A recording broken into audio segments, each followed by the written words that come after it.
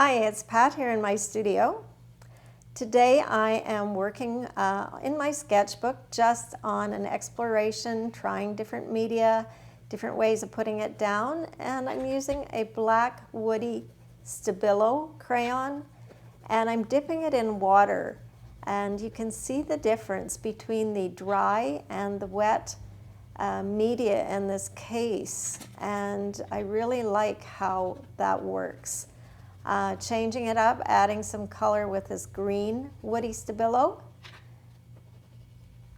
Again, using it both wet and dry, and I've got a little bit of wet on wet going on there, pulling some of the black color into the green.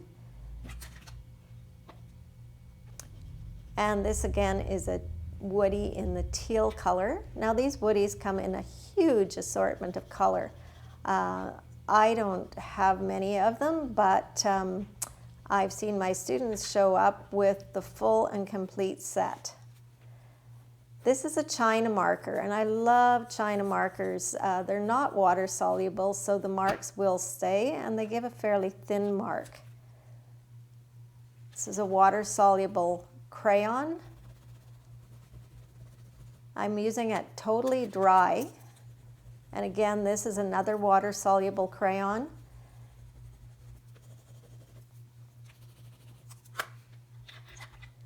But I am going to see what happens when I add some water here. So I'm starting to blend it. It works very much like watercolor. These are great to take along if you're traveling or if you just want to pack them in your purse or your glove box to have handy when you're out and about. You can do so much with little bit. Having a sketchbook and a brush, a little water vessel, and these crayons can take you a long way. Okay, let's try some Lyra graphite stick. I love using this as well. It's a big chunky pencil, and again, it's not water soluble.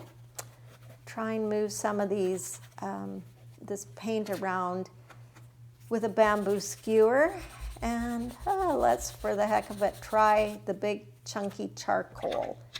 And what's going to happen if I put water on that? It works again very much like watercolor.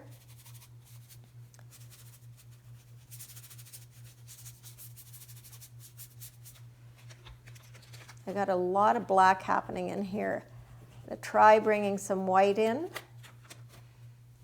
and that was the water soluble crayon. Didn't really work. So I'm thinking of breaking up some of this with some collage. And I love my dictionary text, and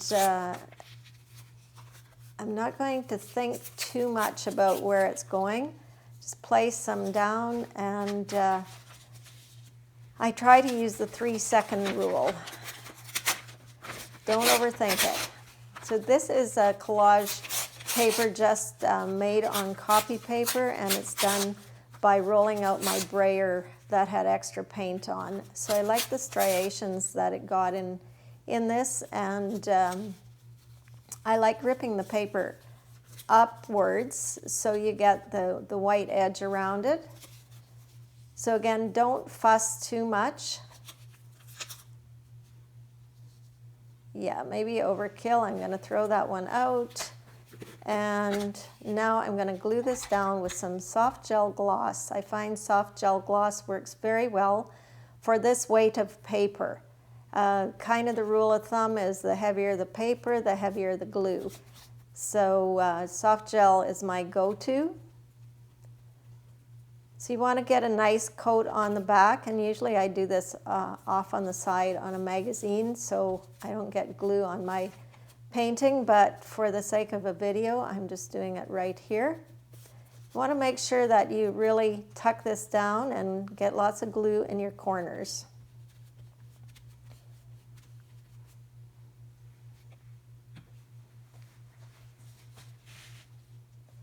Trying to get the sun off my substrate here. So going back in with some white China marker and a jelly pen, my jelly pen isn't really doing much. Maybe it's had it. I still want to get some more white in here, so how about trying some gouache? Gouache is like an opaque watercolor, and some of my media in here is still wet, so it is creating some lovely grays. Now you can see that it's even more wet on this side, so I'm getting a darker blue-gray. And I love being able to mix the paint right onto the substrate, because you can get things that you wouldn't necessarily get by mixing it on your palette. In the end, I've added some red marks with a mark-all and a China marker. So you can see how I broke up the text, and you can see my variation of marks. So I hope you enjoyed my exploration and that you'll give it a try yourself. Thanks for watching. Subscribe to my channel and like the video. Bye for now.